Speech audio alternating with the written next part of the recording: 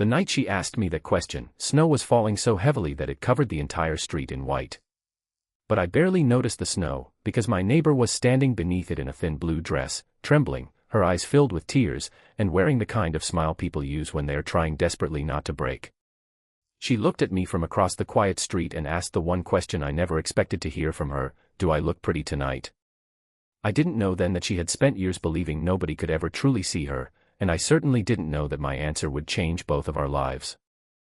If you believe in kindness, second chances, and the possibility that one small act of love can change someone's entire world, please like this video, share it with someone who needs hope, leave a comment, and subscribe to Dad's Second Chance. Your support helps us bring more emotional stories like this to you. My name is Daniel, and after losing my wife 3 years earlier, I had become the kind of man who moved through life quietly. I was 38, raising my 8-year-old daughter Emma alone, working long hours as a mechanic, paying bills, cooking simple dinners, and trying to make sure my little girl never saw how lonely I really was. Our house stood at the end of a small suburban street where winter arrived early and stayed too long. Across from us lived a woman named Claire.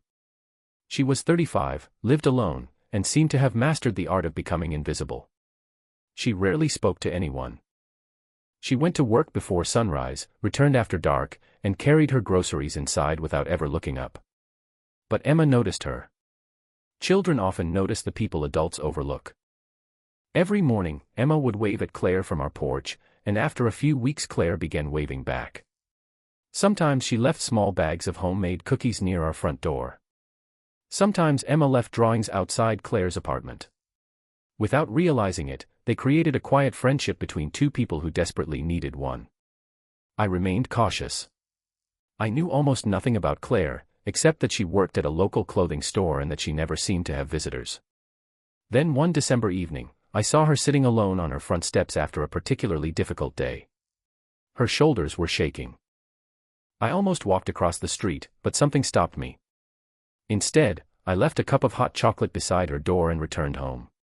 The next morning, the cup was gone, and a tiny handwritten note was sitting where I had left it. It simply said thank you. After that, little moments began changing. Claire sometimes joined us for dinner when Emma insisted. She laughed more around my daughter than she did around anyone else.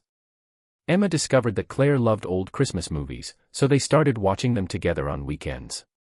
I began noticing details about Claire that I had somehow missed before. She always wore simple clothes, kept her dark brown hair tied loosely behind her head, and smiled whenever she thought nobody was watching. But whenever someone complimented her, she immediately changed the subject. One evening, while Emma was coloring at the kitchen table, I casually asked Claire why she never dressed up for herself. Her expression changed instantly. She looked down and said that there wasn't much point anymore. She had once believed she was beautiful, but someone she loved had spent years convincing her otherwise. Claire had been engaged once. Her fiancé had constantly criticized her appearance, her voice, her clothes, even the way she smiled. By the time the relationship ended, she had stopped looking into mirrors. She had learned to believe every cruel thing he had ever said about her. I wanted to tell her he was wrong, but I knew words couldn't repair years of damage. So instead, I began reminding her in small ways that she mattered. When she helped Emma with homework, I thanked her. When she brought dinner after I worked late, I told her how much it meant to us. When she laughed, I smiled instead of looking away. Slowly, something inside her began to change. Then came Christmas Eve. A snowstorm had been predicted, and by late afternoon, the entire neighborhood had disappeared beneath thick white snow. Emma was spending the evening at my sister's house, leaving me alone for the first time in weeks. I was repairing a broken cabinet when I heard someone knock. It was Claire. She stood outside wearing a dark winter coat and holding a small box wrapped in silver paper. She said it was for Emma. I thanked her and invited her inside, but she shook her head.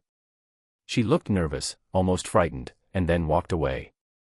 A few hours later, I looked through the window and saw her standing beneath the falling snow. She wasn't wearing her winter coat anymore.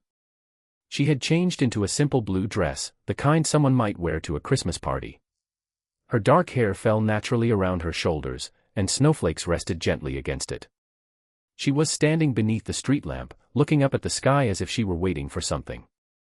I rushed outside, worried she might be freezing. When she turned toward me, her eyes were wet. Then she asked, almost like a child asking permission to believe something beautiful, whether she looked pretty tonight. For a second, I couldn't speak. Not because she didn't look beautiful, but because I suddenly understood what she was really asking. She wasn't asking whether the dress looked good. She was asking whether she was still worthy of being seen.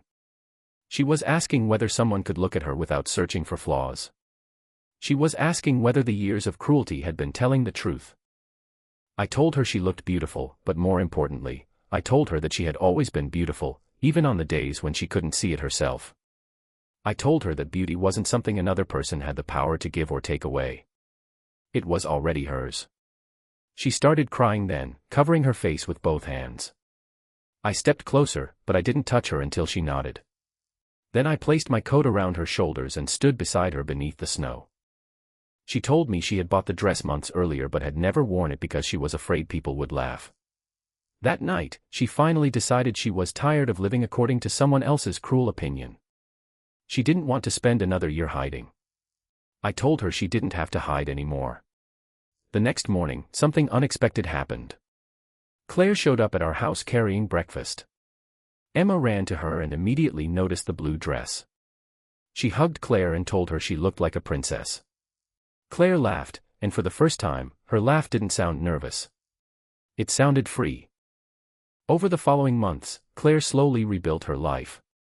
She started taking better care of herself, not because she wanted anyone's approval, but because she had finally learned to value the person in the mirror.